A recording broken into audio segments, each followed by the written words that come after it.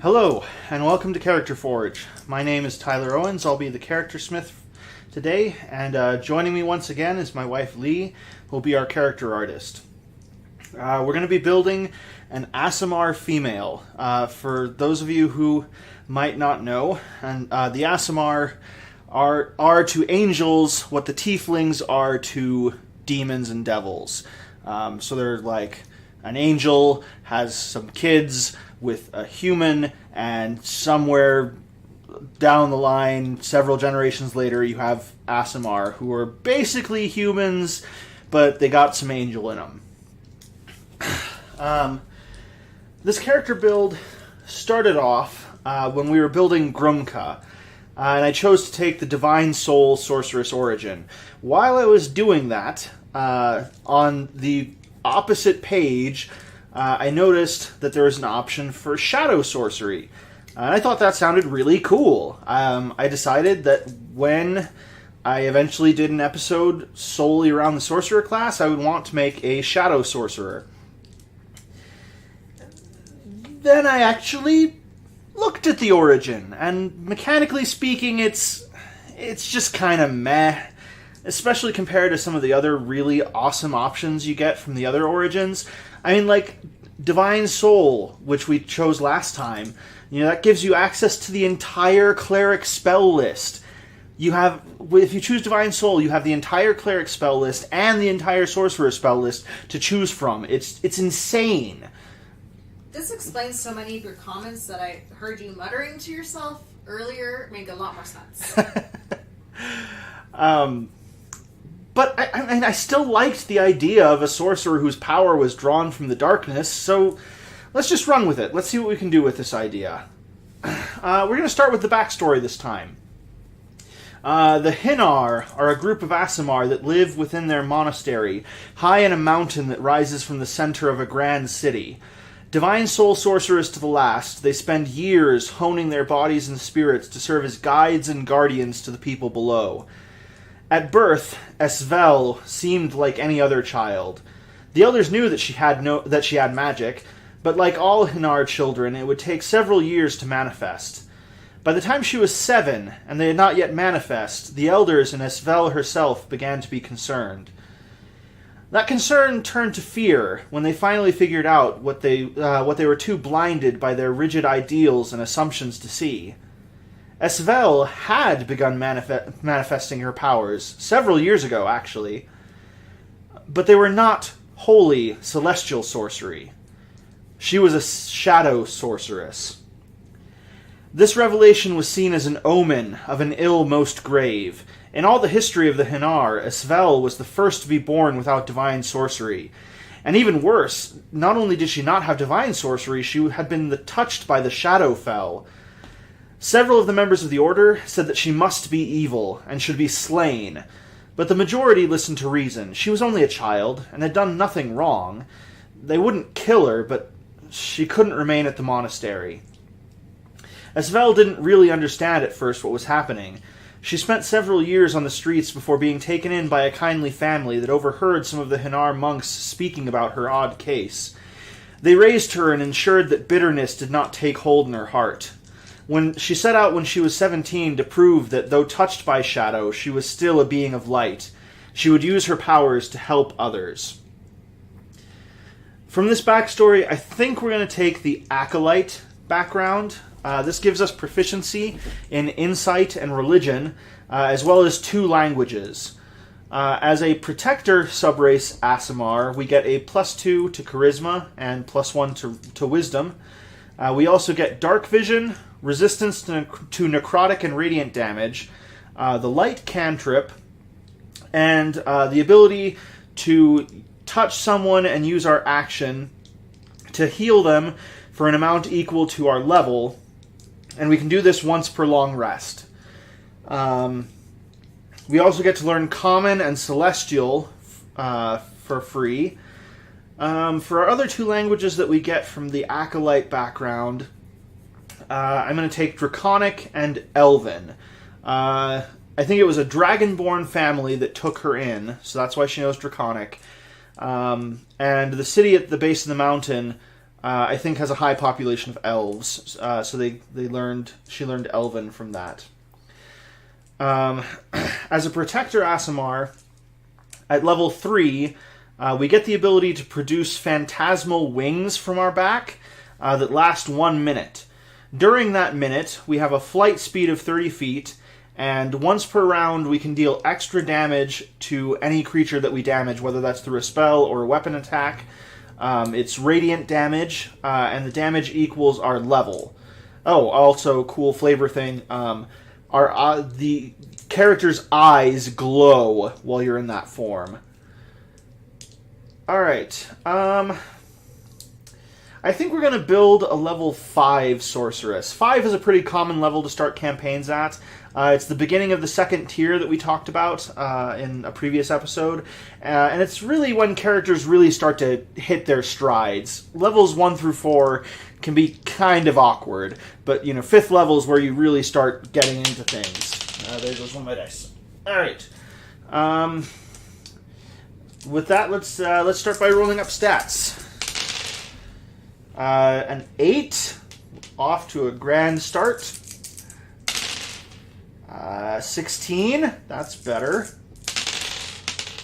Let's see, 15, still solid. 14, 13.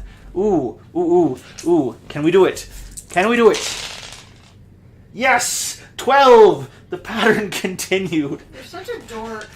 I can't even make this up. This looks fake.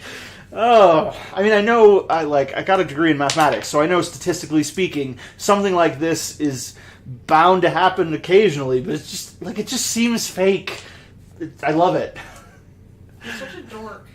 I am. Let's see. Anyway, with our +2 charisma, +1 wisdom, and +1 wisdom, both from our Aasimar, and the +2 charisma will take at 4th level. Aasimar have pointed ears. Let's find out. No, don't have hair covering their ears. I need to see them. Let's see. Yeah. So our final stats. Fine, I'll just have her hair cover her ears too. See if I care. Freaking! Your hair is short. When reference pictures fail to give you the reference material you needed. So for our stats, we're going to take strength of 8, dexterity of 14, constitution 12, intelligence 13, wisdom 16, and charisma 20. While we're here rolling for stuff, let's go ahead and roll for our hit points. Gotta give her bigger boobs. Way to go. That's what charisma means on women. So, since we already have 4d6 out from rolling for our stats, and sorcerers have a d6 hit die... Oh, come on, bro. Just take the average. I'm gonna roll for it. And you know what? It pays off. Because I got, on those 4 dice, I got a total of 18, which is much higher than the average. So 6 for our first level, 5 from our constitution modifiers, plus the 18 I just rolled on those 4d6, gives us a total of 29 HP at level 5, which is actually really good for a sorcerer. Alright, so we've been over sorcerers up to level 3 before, but just in case you haven't seen that episode about Grimka, we'll do a little bit of a refresher. Sorcerers use charisma as their spellcasting stat, so we'll have a spell save DC of 16 and a spell attack bonus of +8. Sorcerers don't have to prepare their spells, they just have access to all the spells they know, but as a trade-off, they know fewer spells. As a 5th level sorceress, we're going to know 5 cantrips and 6 spells. We have 4 first level spell slots, 3 second level spell slots, and 2 third level spell slots. Let's see. And the 6 spells that we know, We can have at most 2 third-level spells and 4 second-level spells. Let's see. We also have 6 sorcery points. We can use these to gain additional spell slots, or we can use them to power our metamagic feature, which allows us to alter our spells. We have 2 of these at 5th level. I think we're going to take Subtle Spell, which allows us to cast a spell without somatic or verbal components, and Extended Spell, which doubles a spell's duration up to 24 hours. Let's see. We'll pick the specific spells a bit later. We also get an Arcane Focus. I think we're going to do a black quartz ring that she wears on the index finger of her right hand. Let's see. As a level 1 Shadow Magic Sorceress, we get the Eyes of the Dark feature. This gives us dark vision up to 120 feet, which is twice the range that most people get for dark vision. The same feature, Eyes of the Dark, allows us to cast Darkness when we reach level 3, using either a normal spell slot if we want, or 2 sorcery points. And importantly, if we cast it with the sorcery points, we can see through the magical darkness created by the spell. Darkness as a spell it's a little weird, honestly, by itself, because like you cast this cloud of darkness, right? And it's magical darkness that not even like dark vision can see through. But the trade-off is that you can't see through it either. So like, if you cast it on somebody else, then they can't see to like shoot out at you, but you can't see to shoot in at them either. And like, vice versa if you put yourself in the darkness. So, you know, it's kind of like, it has its uses. We've used it before very effectively in campaigns, but it's just the fact that you can't see in it is really hampering for using it. So this actually is a pretty cool ability. Being able to use 2 sorcery points to cast darkness so that we can still see in that darkness is actually pretty great. Face is pretty great. I think you mean Esvel's face is pretty great because of that Charisma 20. It is pretty great. Let's see. And earless. Also, as a level 1 Shadow Magic Sorceress, if we take damage that reduces us to 0 hit points, we can make a Charisma saving throw that has a DC of 5 plus the amount of damage we took. If we succeed on that saving throw, instead of dropping to 0 HP, we drop to 1 HP, and then can't use this feature again until the end of the next long rest. If we fail the saving throw, then we can try again. You know, if we get brought back up and something brings us back down to 0, we can try again. But once we succeed on it, we can't use it until the next long rest. The other caveat on this is that if the damage that takes us down to 0 is radiant damage or from a critical hit, we can't use this feature. Critical hit makes sense because a lot of abilities that reduce damage don't work on critical hits. And then radiant damage makes sense because this is, you know, it's a shadow thing that's keeping us alive. How does so that work with necrotic insta-kills? This would protect you from a necrotic insta-kill. That's so cool, but like swap it for a radiant insta-kill. You can't use it on radiant, and I don't know about any radiant insta-kills though, so I don't... Actually, yeah, now that I think of it, radiant does insta-kill. Yeah. Yeah, necrotic is only the worst damage. That's pretty cool. Yeah, it's pretty cool. Freaking necrotic damage. And not like one of your party members recently died to a necrotic breath dragon or anything. I'm looking forward to that new character. Anyway. Let's see, and that's all we get from being a Shadow Magic Sorceress by level 5. So the last thing we have to do is pick our spells. This is where the meat of our Shadow Magicness is going to come into play. So let's see how well we can theme this. We get 5 cantrips. Let's take a look at the list. I think we're going to do Chill Touch. Chill Touch is an interesting cantrip, because I always think it's going to do cold damage until I actually read it and remember, oh yeah, no, it's not cold. It's chill, like Chill of the Grave. It's necrotic damage that these things are doing. If it makes you feel any better, every single time I see that spell on Hellvar's spell list, I'm like, I thought you knew a necromantic. Oh, right, skeletal hand. Yeah, okay, never mind. I do the same thing.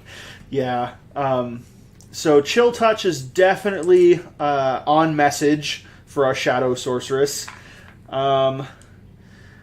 Speaking of message, let's give her message. Message is a good, way to be able to communicate with your companions covertly. It's like a mini sending in which you have to actually be close to them for it to work. If Gino had known message, then we wouldn't have let that dragon know that he was trying to plan an ambush right in front of it. That is a really great spell. Yeah. Hey, don't plan an ambush on a dragon right in front of them, no matter how soft you can whisper. Yeah, because dragons are really great at hearing things. Let's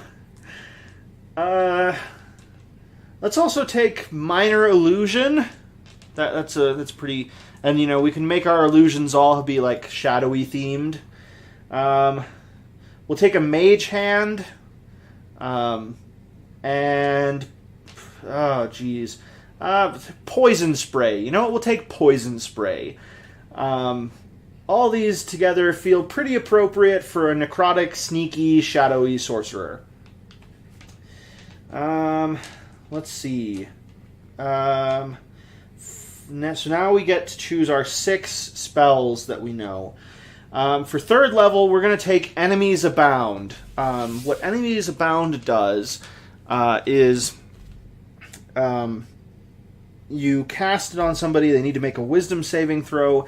If they fail that saving throw, then they perceive everyone as their enemy. Enemies are enemies, friends are enemies, neutral parties are enemies, everyone is their enemy. And so on their turns, they attack a random creature that is within range for them. This can be really nice for, kind of crowd control and things like if you think you can get away with it, cast it on the boss so that the boss just kills all of their minions. I'm just gonna keep giving you this look, this flat look. For 2nd level spells, we're gonna take Shadow Blade. Shadow Blade is a really cool spell, and I don't necessarily think we're taking it for flavor here, and there are some things that make it really nice for us. But Shadow Blade really shines with a more melee-focused character. What it does is it's a bonus action that creates a shadowy sword in your hand. And because it's a bonus action, you can then use your action to attack with it immediately. Shadow Blade deals 2d8 damage per 2 spell levels used to cast it. So at 2nd level, it's 2d8. At 4th level, I think it goes up to 3d8. At 6th level, 4d8, so on and so forth. So, it does a lot more damage when you hit with it than a normal weapon would do. The kicker here for our Sorceress is that if you are within darkness, you automatically have advantage to hit with a Shadow Blade. So, if we want to be clever with it, we can use our Darkness spell, which makes it so that if we cast it with sorcery points, we can still see in the darkness, but we're in darkness. So other people have disadvantage when attacking us, and we automatically have advantage when attacking them with our Shadow Blade. It's a pretty nice little combo.